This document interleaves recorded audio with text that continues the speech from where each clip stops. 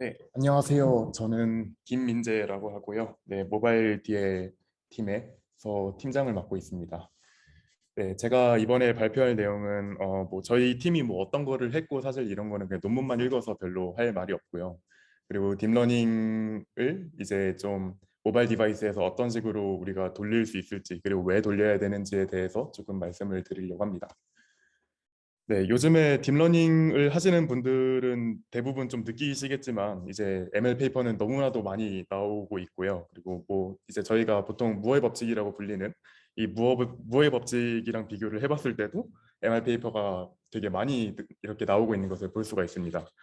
네, 마찬가지로 좀 트랜스포머 모델 같은 경우에도 이것도 뭔가 무어슬러랑 비교를 해보면 이게 훨씬 더 빠른데요. 이런 식으로 계속해서 증가를 하고 있는데 저희가 이런 거를 절대로 따라갈 수가 없는 게 저희는 돈이 없으니까요. 그래서 이런 딥러닝 트렌드에서 우리가 도대체 뭘 하고 먹고 살아야 되나에 대해서 좀 고민을 해볼 시점이 된 것 같습니다. 그래서 실제로 이런 식으로 딥러닝이 발전하는 방향이 우리 삶에 도움이 될까요? 과연 이렇게 도움이 안 된다고 한다면 이거를 우리가 왜 하고 있는 것일까요? 네, 딥러닝을 우리가 온 디바이스에서 한다라고 이야기를 할 때 보통 생각하는 뭔가 엔드골을 생각을 해보면 이제 좀 이런 믹스드 리얼리티가 이제 저희가 상상하는 그런 온 디바이스 딥러닝일 것 같습니다. 그래서 이런 식으로 좀 뭐 여러 가지 뭐 디지털 월드와 피지컬 월드 사이에서 뭔가 왔다 갔다 하는 이런 시나리오를 상상을 해볼 수가 있는데요. 이런 것들을 하기 위해서는 저희가 딥러닝을 실제로 이런 AR 글래스 같은 데에서 좀 돌려봐야 되기 때문에 이런 것들을 돌리려면 저희는 좀 더 최적화를 많이 해야 됩니다. 다음으로 좀 소개를 드리고 싶은 어떤 개념이 있는데요. 이게 라이브 임머시브 컴퓨팅이라는 건데, 이거는 이제 어떤 마크 와이저라는 사람이 이제 제안을 한 어떤 개념이고요.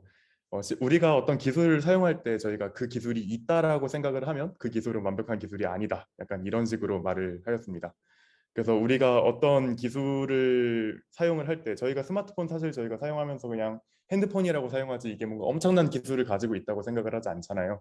그래서 그런 것처럼 우리의 실제 삶을 뭔가 이렇게 관철하고 있는 그런 기술이 되어야지 그 기술이 실제로 충분히 머추어하다라고 얘기를 할 수가 있습니다. 그래서 모바일 컴퓨팅을 한다라고 이야기를 하는 것은 어떤 뭐 소프트웨어나 어떤 DNN 뭐 이런 것들을 그냥 조그마한 디바이스에서 돌린다라고 얘기를 하는 게 아니라 실제로 이게 우리 삶에 얼만큼 파고들어 있는지에 대해서도 논의가 되어야 합니다. 네, 그런 라이프 이머전을 좀 어치브하기 위해서는 우리가 세 가지의 챌린지가 있는데요. 첫 번째로 모바일 디바이스에서는 어떤 뭐 다들 조금 예상을 하셨겠지만 되게 리미티드된 그런 리소스를 가지고 있습니다. 그래서 뭐 컴퓨팅 리소스뿐만이 아니라 파워 서플라이도 엄청나게 많이 부족하고요. 그리고 메모리하고 스토리지도 마찬가지로 데스크탑이나 서버에 비해서 훨씬 더 적은 리소스를 가지고 있습니다. 밑에 있는 이 표를 보시면 이제 기가플롭스는 이제 플로팅 포인트 오퍼레이션을 얼마나 1초에 얼마나 할 수 있는지에 대한 지표인데요. 그래서 뭐 RTX 3090 Ti하고 그 아드레노 GPU 퀄컴 스냅드래곤 칩에 들어가 있는 GPU인데 그거하고 비교를 해보면 이렇게 훨씬 모바일이 부족하다는 것을 알 수가 있습니다.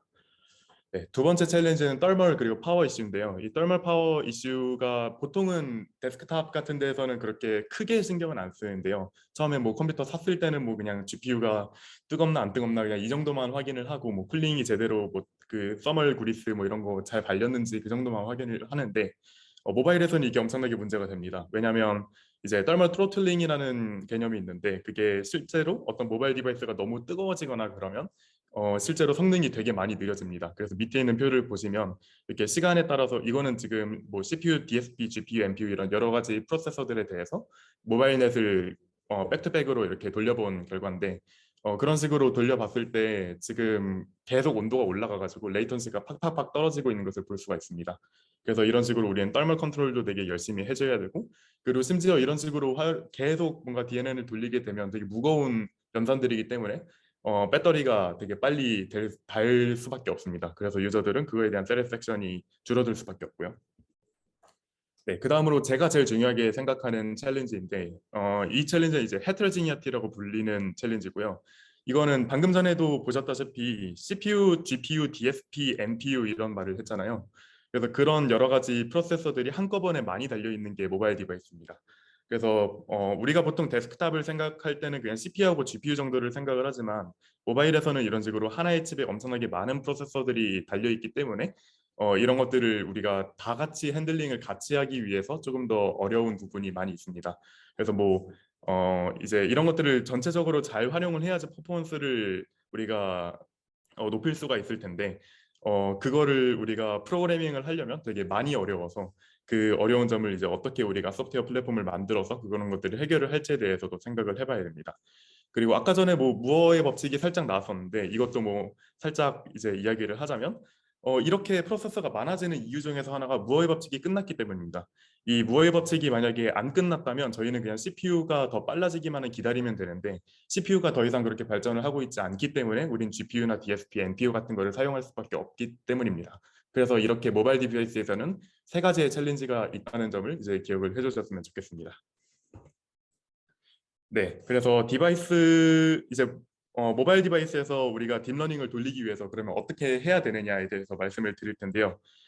결국에는 이제 컴퓨테이션을 줄여야 되겠죠. 우리는 되게 이제 챌린지 1에서 되게 스칼스한 리소스를 가지고 있기 때문에 그 리소스를 우리가 충분히 활용하기 위해서는 무조건 컴퓨테이션의 양을 충분히 줄여야 됩니다. 그래서 그게 1번부터 4번까지의 어떤 어프로치가 될 것이고요.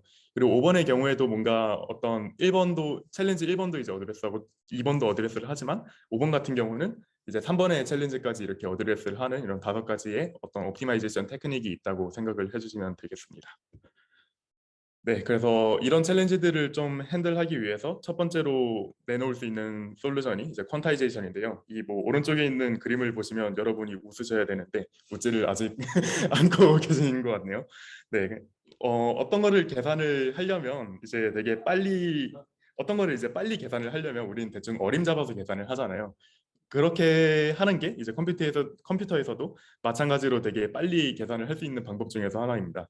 그래서 약간의 액큐레시 드랍을 이제 감수를 하더라도 좀 더 파워 에피션트하고 그리고 조금 더 빠른 방법으로 이제 계산을 하게 할 수 있게 만드는 방법이 퀀타이제이션인데 뭐 밑에 있는 이 이제 호로이츠가 낸 논문에서 보여주는 것과 같이 이렇게 이제 뭐 비트 수가 올라가면 올라갈수록 이런 에너지 코스트가 높아지고 그리고 플로팅 포인트하고 인티저하고 또 비교해 보면 이제 플로팅 포인트 연산이 훨씬 더 에너지를 많이 쓰는 것을 알 수가 있습니다.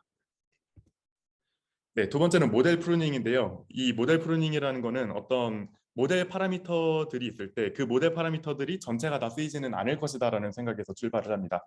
그래서 어떤 모델 파라미터들이 뭔가 조금 이제 마지막에 나오는 그 오브젝티브에 영향을 좀 많이 미치지 않는 경우에는 그런 것들을 조금 없애줌으로써 뭔가 조금 더 빠르게 연산을 하려고 하는 그런 테크닉입니다. 그래서 뭐 스트럭처럴드 프루닝하고 언스트럭처럴드 프루닝 이렇게 두 가지로 보통 나누는데요. 이게 뭐 위에 있는 그림이 저 뭐 언스트럭처럴드 프루닝의 한 예시이고요. 그리고 밑에 있는 거는 스트럭처럴 프루닝인데 뭔가 딱 보시기에도 좀 느껴지죠. 뭔가 하나는 좀 스트럭처럴 되어 있고 하나는 좀 뭔가 랜덤한 그런 성질을 가지고 있습니다. 그래서 뭐 저거 두 개 이제 두 개가 그럼 왜 나눠져 있냐에 대해서 설명을 이제 되게 열심히 할 수가 있는데 시간이 부족해서 열심히 하진 않을 거고 그냥 이 정도로 설명하고 넘어가겠습니다. 네, 그 다음으로는 knowledge distillation이라는 건인데요. 이거는 어떤 뭐 저희가 앞에서 봤던 거와 같이 뭐 트랜스포머 모델 같은 거를 막 엄청나게 크게 학습을 했는데 우리가 실제로 디바이스에서 돌리기 위해서는 그거를 좀 많이 줄여주는 게 좋을 거예요. 그래서 그거를 줄이기 위해서 티처 모델하고 스튜던트 모델을 두 개를 둔 다음에 그 티처 모델이 가지고 있는 어떤 그 지식을 스튜던트한테 하나의 뭔가 레이블로서 이렇게 제공을 해줘가지고 어떤 스튜던트 모델을 좀 더 뭐야 효율적으로 학습을 할 수 있도록 하는 방법론입니다. 그래서 뭐 여기에서는 이제 특히 중요한 게 어떻게 우리가 논리지라는 거를 디파인 할 수 있을 것이냐에 대해서 좀 더 고민을 많이 해봐야 되고 그리고 뭐 이제 마찬가지로 이게 모델 아키텍처에도 뭔가 영향이 있을 수가 있고 그리고 그것의 알고리즘에 대해서도 뭔가 영향이 있을 수 있기 때문에 그런 것들을 이제 조인틀리 고민을 하면서 생각을 해봐야 됩니다. 네, 다음으로는 뭐 여러분이 이제 가장 익숙하실 만한 부분인 것 같은데요. 모델 아키텍처 자체를 조금 이피전트하게 만들게 된다면 우리는 좀 더 모바일 디바이스에서 이제 돌리기 쉽게 될 수가 있을 것입니다. 그래서 뭐 왼쪽에 있는 그림은 뭐 다들 아실 것 같은 네트워크의 그림인데 이게 그 모바일넷의 모바일넷 V1에서 이제 제안이 된 depth-wise separable convolution의 어떤 컨셉 그림이고요. 그래서 왼쪽에 있는 거를 보시면 풀 컨볼루션이 있는 게 있고 그 풀 컨볼루션에서 뭔가 채널 와이즈로 한 다음에 그거를 포인트 와이즈로 해가지고 이렇게 한 점으로 만들어주는 방법이 있을 겁니다. 뭐 이제 풀 컨볼루션도 마찬가지로 뭐 채널 와이즈의 풀 컨볼루션은 채널 와이즈의 어떤 정보를 이제 압축을 시키는 것도 있고 그리고 스페셜 디멘션에서도 이런 식으로 압축을 해가지고 하는 건데 그거 두 개의 연산을 둘로 나눔으로써 조금 더 적은 컴퓨테이션을 이제 가지게 되고 그리고 조금 비슷한 효과를 누릴 수 있다라고 주장을 하고 있습니다. 그리고 이제 왼쪽에 있는 거는 좀 사람이 이렇게 디자인을 한 것인데요.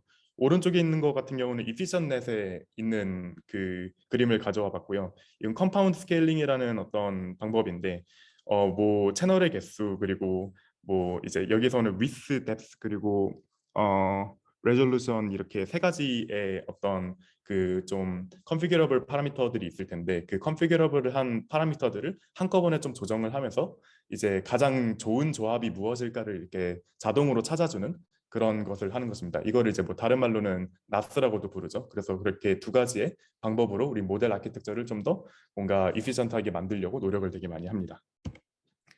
네, 다음으로는 이제 제가 전공을 하고 있는 부분이 이 부분인데요. 이게 시스템 옵티마이제이션이라고 해서 사실 저희가 텐서플로를 빠르게 만들면 그냥 다 빨라지는 거잖아요. 그렇죠? 그래서 그냥 그런 식으로 텐서플로나 이런 파이터치 같은 애들을 어떻게 하면 좀 더 빠르게 만들 수 있을까에 대해서 연구를 하는 분야입니다.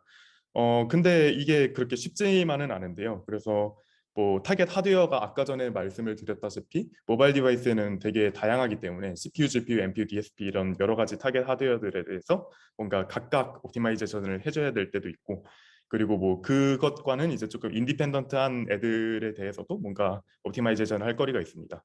그래서 인디펜던트한 애들은 이제 그래프 레벨 옵티마이제이션이라고 부르고요. 뭐 예를 들어서 쓸데없는 연산을 이제 사람들이 그냥 넣어놨다. 그냥 코딩을 잘못해가지고 그러면 그런 것들을 자동으로 좀 지워준다든지 이런 옵티마이제이션들을 해주는 게 그래프 레벨 옵티마이제이션이고요.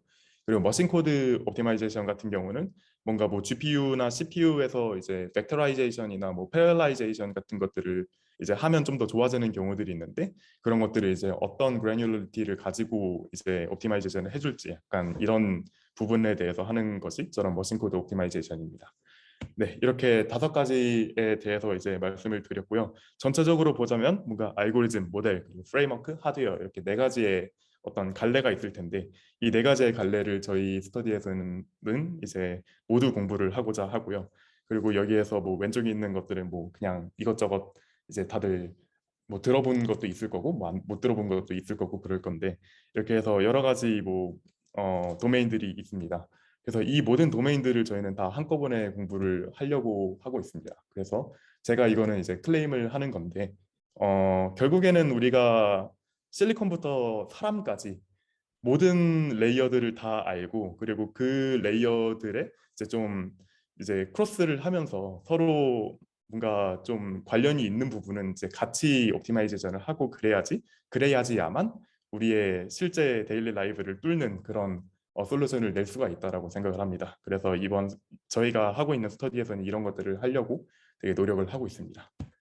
네, 이게 저희 팀이고요. 네, 이렇게 원래는 이제 5명이었는데 국진님이 원래 있었는데 빠지게 되었고요. 그래서 프루닝을 하는 멤버가 지금 없습니다. 그래서 프루닝을 하는 멤버를 제발 한 명만 데려왔으면 좋겠고요. 네, 제발 한 분 들어오셨으면 좋겠습니다. 네, 감사합니다.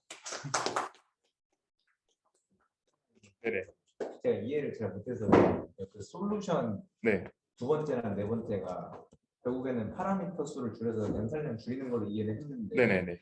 두 개의 차이가 제가 잘 모르겠네요. 모델 프루닝은 이미 있는 어떤 모델 아키텍처에 대해서 이제 거기에서 조금 없애는 거를 노력을 하려고 하는 거고요. 그리고 4번은 이제 기존에 없었던 모델 아키텍처를 만들려고 하는 겁니다.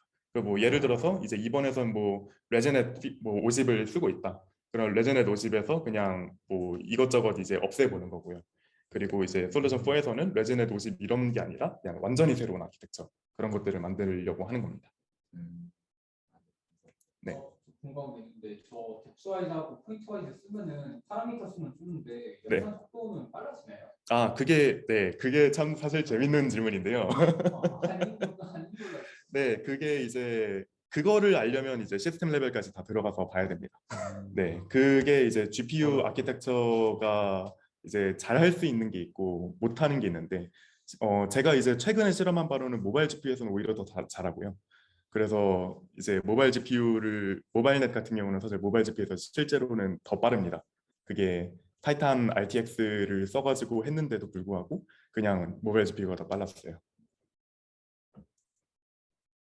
네, 그거를 이제 더 알고 싶으시다면 네,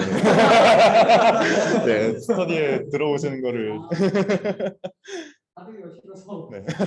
저런 거 알기 싫어.